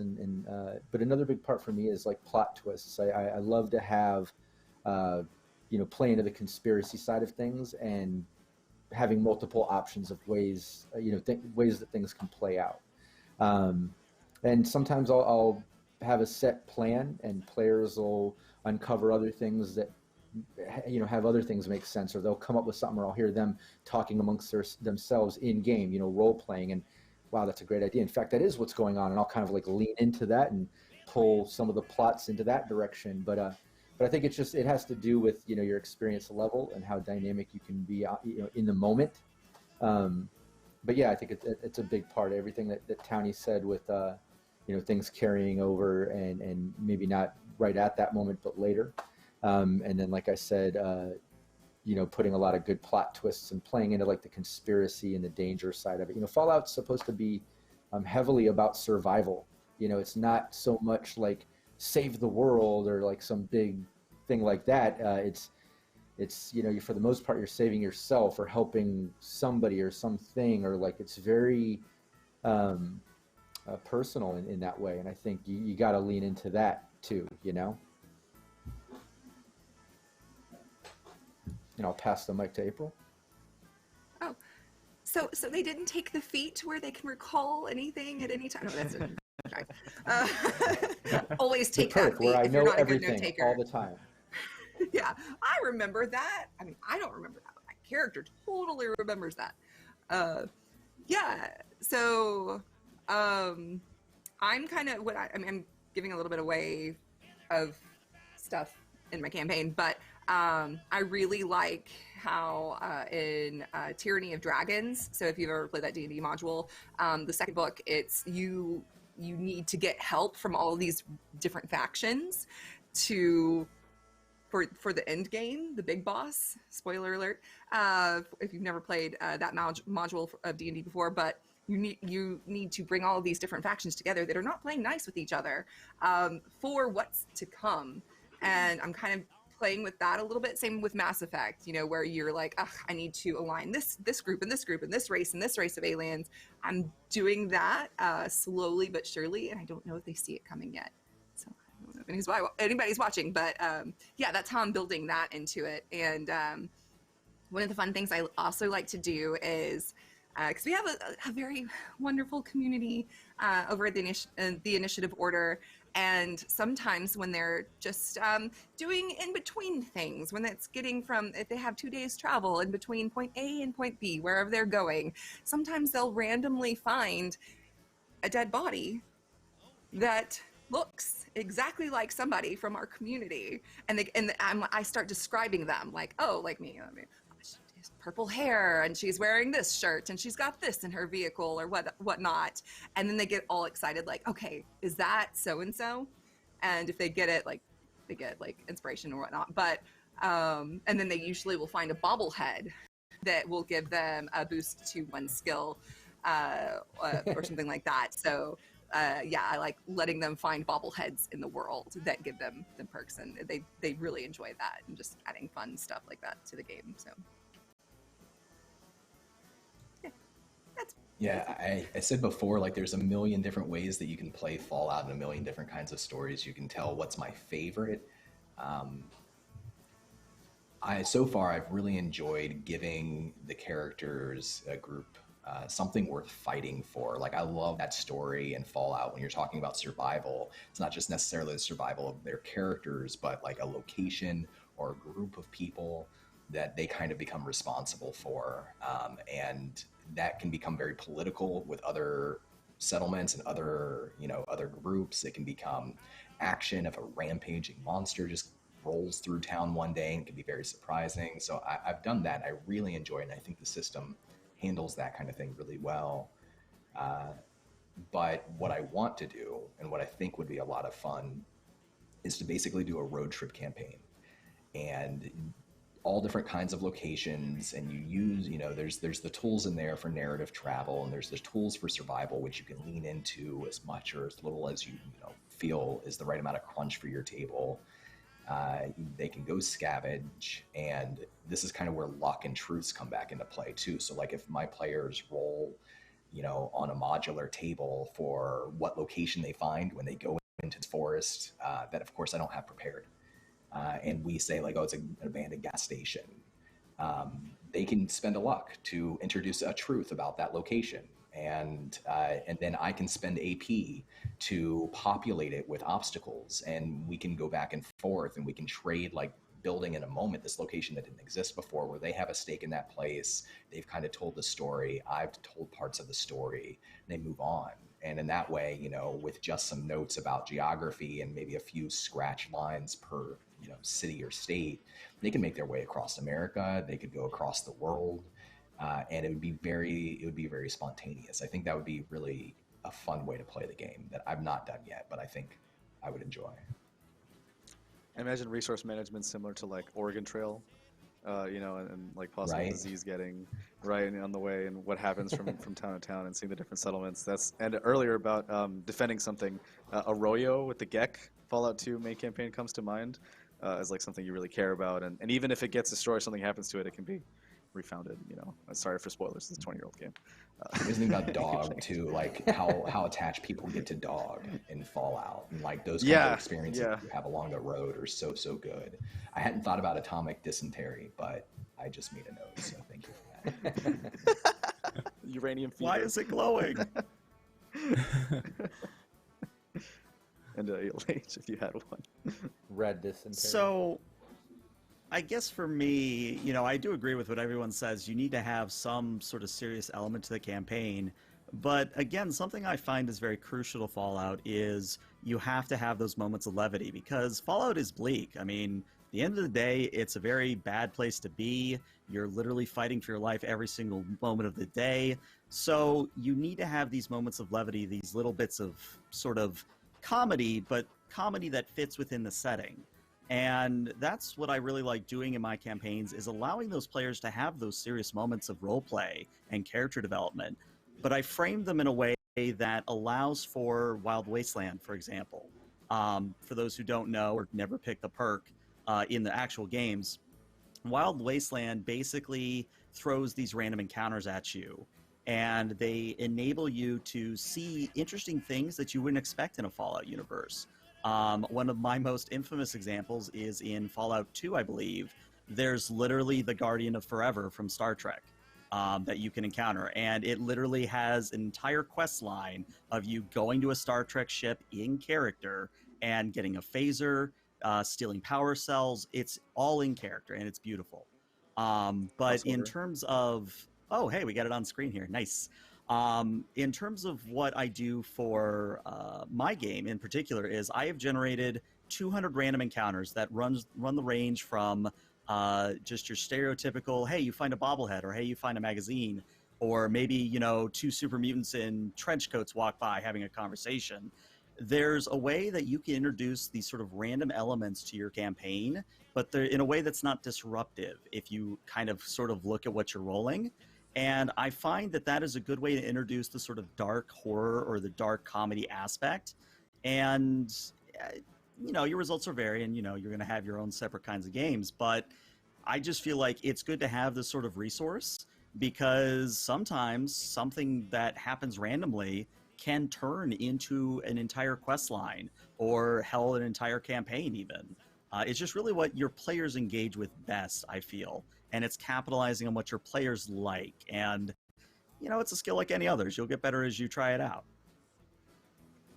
I just want to point out that other examples include Doctor Who, the TARDIS. Mm-hmm. Another example includes originally Satan's were Wild Wasteland encounters. So even some things that became staples later, you know, were some of these random encounters, right? So, and like I said earlier, I love it in Fallout 3, so it's a huge part of the game. Yeah, for sure. And I think I'd back you up on the sort of comedy balance. I do the same thing in all my games. If you've seen with any of the teams that I run, you know, there's definite dark, you know, violence and touchy subjects, and there's never a black and white, you know, answer to a problem that you encounter. Everything that has like moral dilemmas and could lead to conspiracy problems and issues and things. But it's balanced also with, you know, witty puns and characters, NPCs that have, you know, maybe a crazy personality trait, or even the characters themselves might have a quirk that comes up once in a while. I think that's important because it doesn't just, you know, kind of balance the dark with the light and kind of, you know, take you out of the darkness or whatever once in a while, but it's also realistic. You know, if you think about it, how often are you just dark all the time or serious all the time? And like, I mean, I consider myself a pretty serious person. You know, I'm a bit hypomanic, and I'm you know, have my ups and downs and things. I overthink everything, but I absolutely joke around all the time. You know, if you see me walking around my house when I'm by myself all day in between, you know, streaming and working and my clients and things, like I'm making faces at myself in mirrors, I'm singing songs to my dogs. I'm like, it's real, you know. And when you're in messed up situations and some of the more crazier, you know, trying times of my life, I've busted jokes, if it's not out of nervousness or just to kind of relieve some stress. And you know, it's realistic. And I think that, you know, any good GM, any good players, you're gonna, you know, it's part of being immersed in that gameplay is finding that balance to make it more real. There, you just stated like my favorite part about Fallout, which is no matter what happens, the human element never leaves. And so it doesn't matter how many super mutants you just killed. You know, you get off your vertibird, you land at the Citadel, you take off your T-51 bloodied helmet, and then you see a two-headed cow creature with a hat on each head. And you realize that that's the humor, the happiness that you needed all along, just like a person would anything else, right? And it's seems weird, but at the same time, it's the same core principle human experience that makes it so, you know, easy to empathize with something in Fallout, apart from it being in the real world. So nailed it, like, completely, in my opinion. So that was like and you know, that was kind of like the last question we had in terms of, you know, like really base questions, but we're just going to go through some rapid fire questions, you know, and just kind of go through some cool fun stuff now, right? So here's a fun one, right, that I love asking. What is your favorite weapon or weapon type in, you know, I'll take a unique weapon or, you know, even just a class, you know, in any of the Fallout games. I'll go first. Mine is probably going to be the experimental Murph. You know, I can't not be happy with it. It's Fat Man's already, you know, a really intense object, and then, you know, just times 8, just crank it up. You know, it wasn't good enough, so we can go down the table.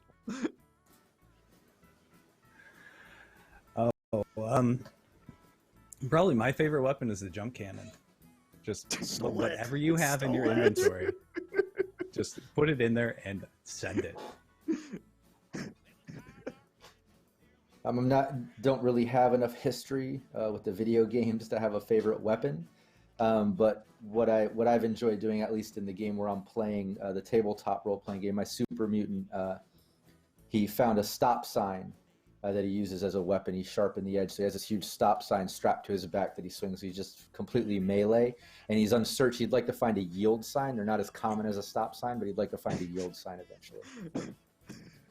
Please tell me that sometimes when you hit people with it, you say hammer time. Oh yeah. Well, if he wasn't, he is fun now. One-liners, absolutely. Stop. Hammer time. Hammer Sorry. So one of my all-time favorite weapons that anybody that for video game wise, and I have plans for my players to find really random weird weapons out there, or they can upgrade some of theirs. One of my favorites to play with, and when I'm playing 76, anybody that I'm playing with hates me for it, but the Death Tambo.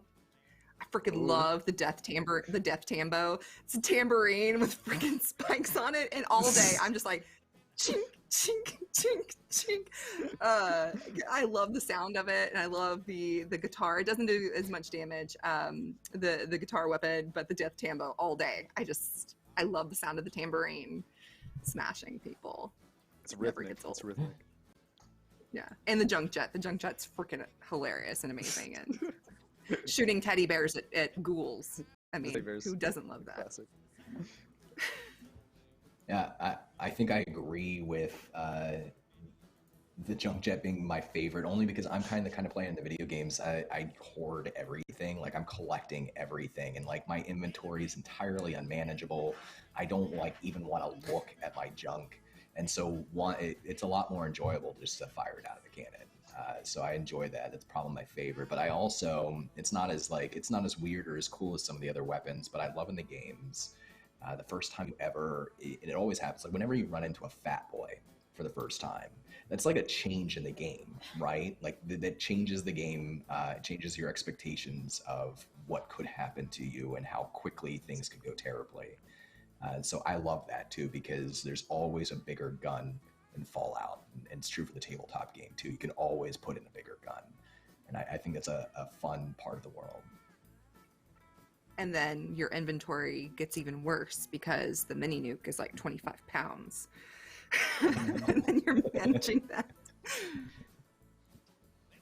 Oh Lord. Well, for me, you know, since Junk Jet was stolen, I'm pretty basic. I just like plasma weaponry because it looks cool. There's no real reason, it just looks cool to me. But I also like the Deathclaw Gauntlet. It is one of those things where when you get to craft a Deathclaw Gauntlet for the first time, it's like a prestige thing that you said, hey, I just killed a Deathclaw and now I'm literally using its claws, so I am a big deal kind of a thing. The shish kebab is my equivalent. So it's cool to see the diversity of weapons that people can have in this in the Fallout universe, and so I love that, you know, again, it still brings in the human spirit, ingenuity, innovation, creation, and continuing advancement even in the face of adversity. Such a huge part of Fallout, and so the weapons are no different, right? So we'll be doing the giveaway in about 7 minutes here. Hey. So keep an eye out for that because it could come and go. So, I love and that. I love that you'll play this. That was good. That's brilliant.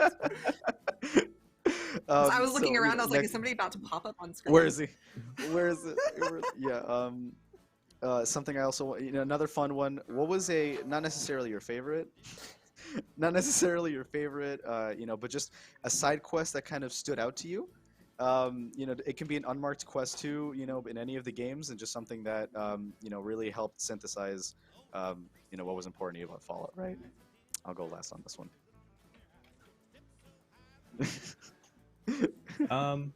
So one that I really enjoyed was McCready's storyline, getting to know that character in Fallout 4.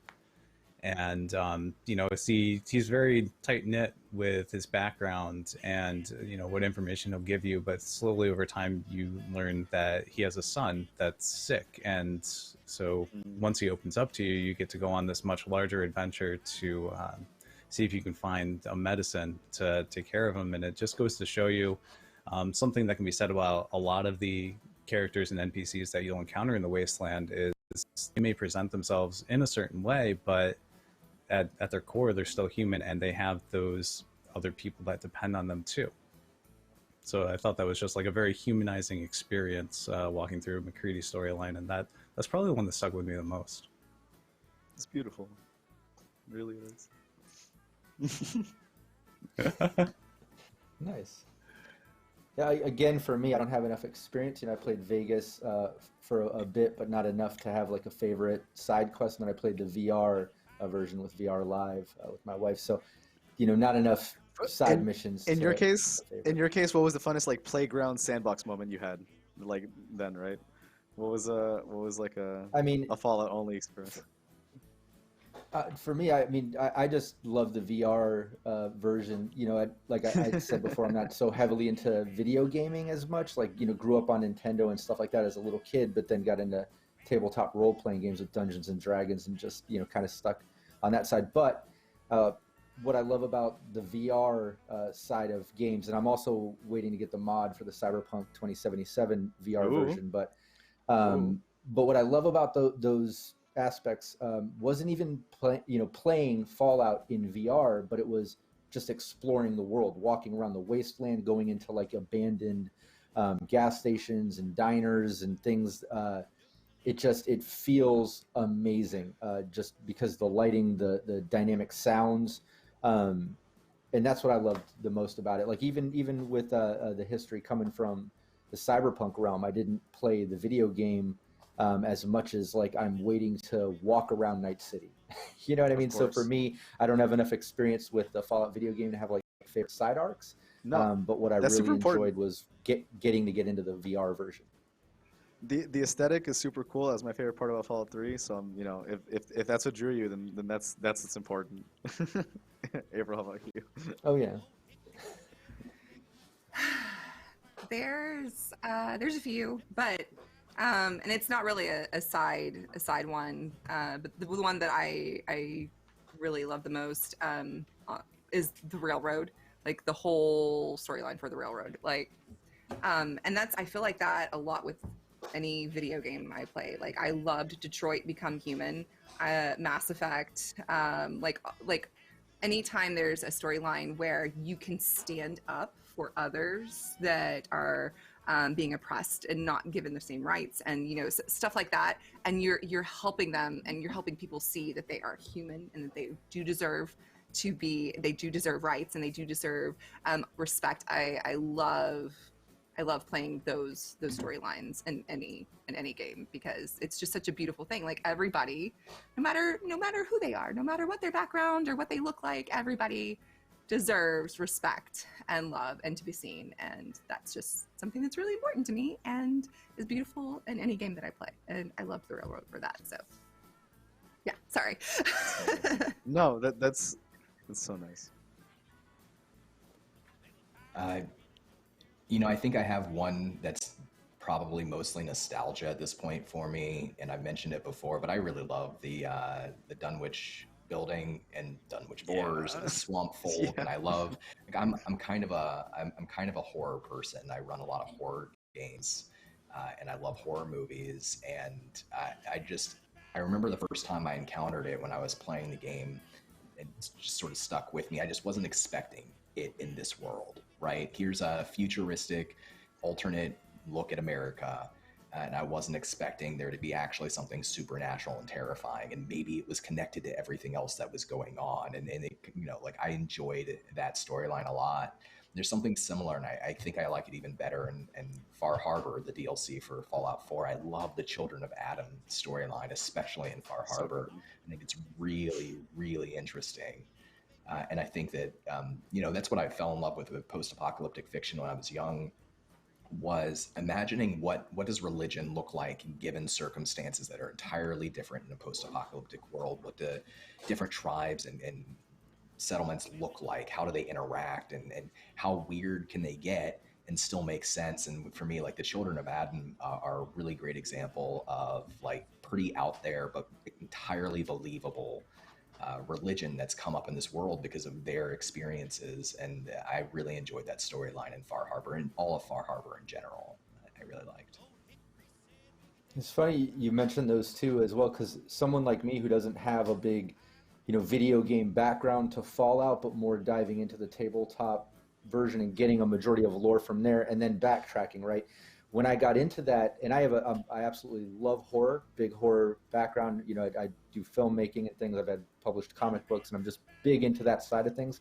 And out of all the lore I started getting into when I first dove into Fallout was Children of Adam and Dunwich Boars. I even made that my super mutant back when he was a human. He worked for them because I love just the insinuated sort of sci-fi horror aspect of these things, whether it be the cult background or with Dunwich, just the options of what they were doing or digging around and what they've unleashed or tapped into. And, like, I don't know, I love that you named those two, because those were some of my favorite pieces of lore when I first started diving in. That's cool. Cryptids are huge, especially with 76 now, so lots more to enjoy as well. And yeah, I think I'm last but not least. Or no, I guess, Anthony, you haven't gone yet. So, no. So I have two ones that I really like. In Fallout 4, I like the Here There Be Monsters quest. I'm not going to spoil it because it's often a overlooked quest based on how you're supposed to find it. But all I'm going to say is that there's a Chinese sub that you can go into. It's a lot of fun. Just look around Boston Harbor. That's all I'm going to tell you. But the other thing I'll mention, I'll be a little bit more open about, is the Goris storyline in Fallout 2. Now, those who don't know Goris is a intelligent Deathclaw, and he is an actual companion you can get in the game. So you sort of see, as April said, you sort of start to see someone who is viewed as a monster, who is given these humanizing elements, and is, to me, a very compelling character to go back and look at.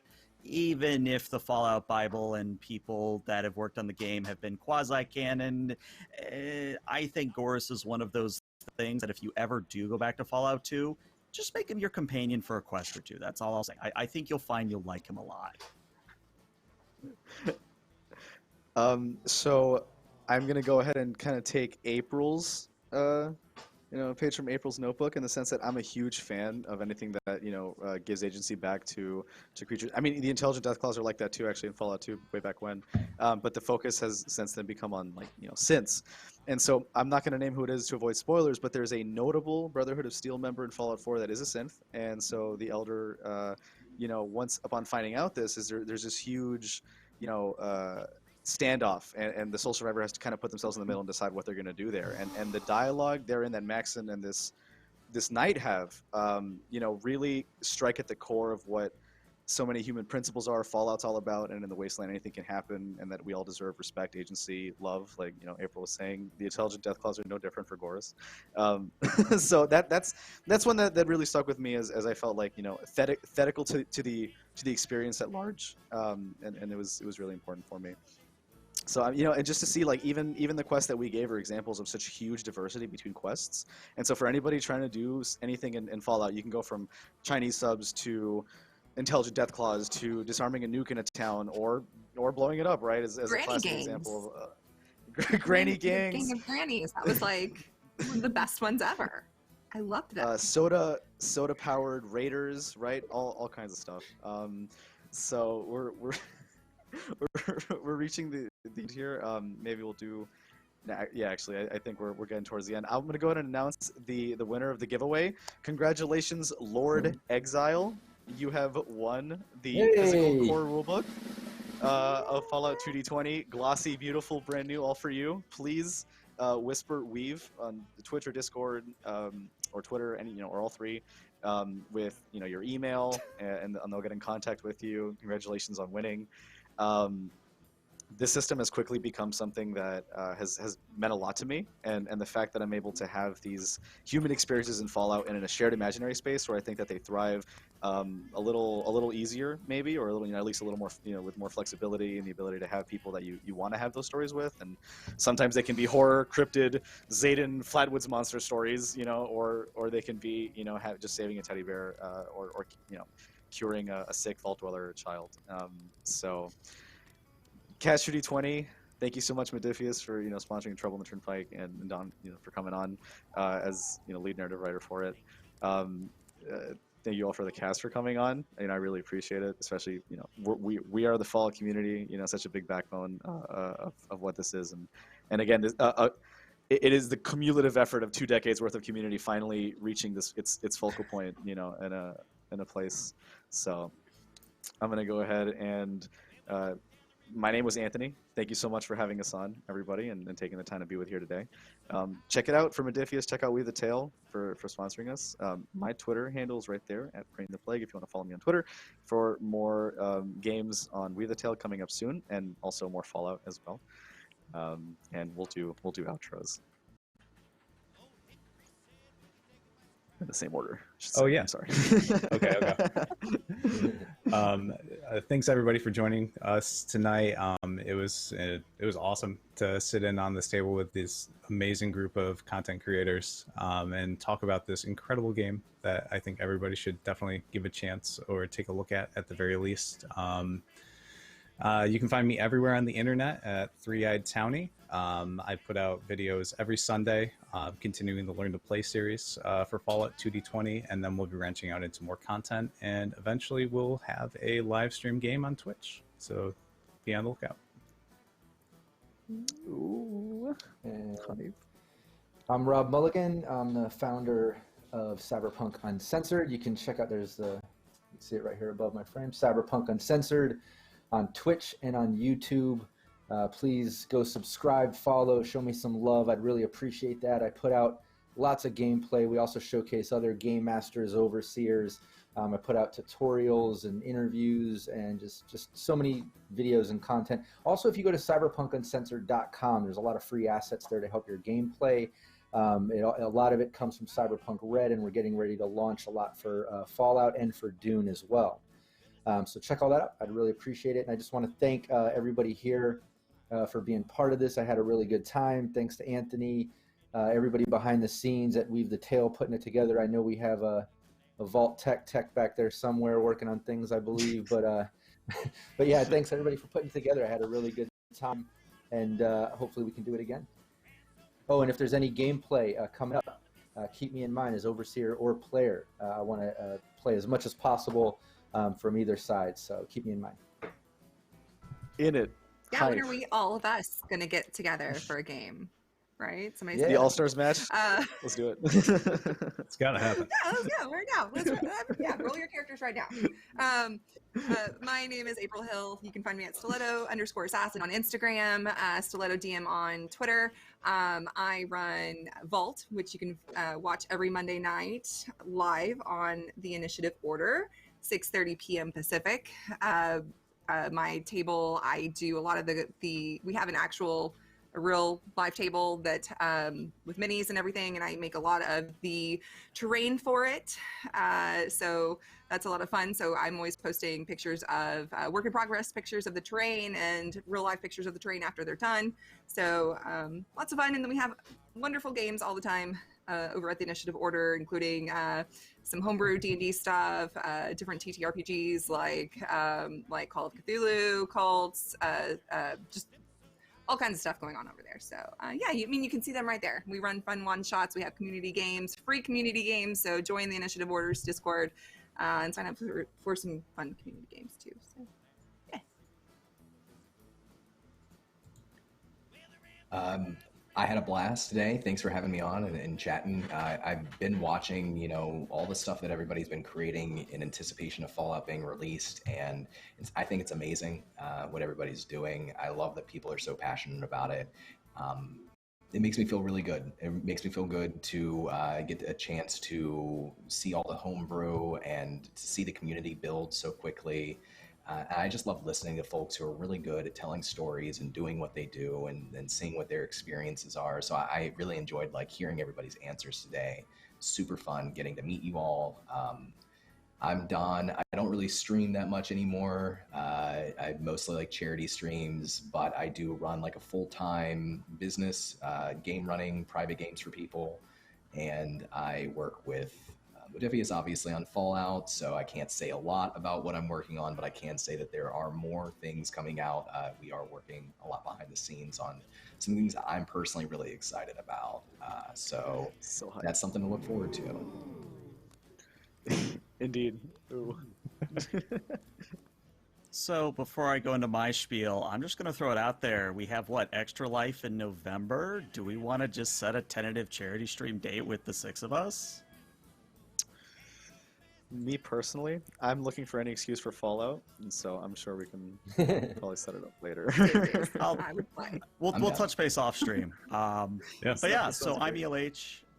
I'm ELHMK1 on all the socials, Twitter, Twitch, no Instagram or TikTok, whatever it is the kids use these days, but you can find me very easily. I do a lot of Star Trek Adventures work. I do Motley Heights Mondays at 10 p.m. And in general, you'll find me doing some kind of 2D20 or some kind of one-shot, and it's a lot of fun. Also, would recommend, if you're not already in the Fallout 2D20 Discord, there should be a link, at least on my channel, or at least in my link tree or on my videos, and that should get you into the Fallout 2D20 Discord. Oh, it's also on the subreddit too. I remember, it's pinned on the subreddit. Mm-hmm. But I definitely recommend that if anything we said tonight is something you guys want to be a part of, if you want to be a part of the community as a player, a lurker, a GM, an overseer, or maybe you want to write homebrew, whatever it is, we're happy to have you. And yeah, just come in. We take all comers. Want to quickly point out that at the rate it's going, it's been one game added to that LFG channel added per week and rotating every week. So about every week there's a new home game getting created. So there's a lot of people playing Fallout, and everybody's always welcome, right? It's an inclusive, safe space. So, and that's everything. Unless anybody want to mention anything else, but thank you everybody so much for attending and our roundtable and getting a chance to hear all of us speak. It was really, really amazing getting to speak to all these content creators. Catch Modifius, Weave the Tale, and all these wonderful people for more amazing content, Fallout or not. Thank you, everybody. Have a wonderful night.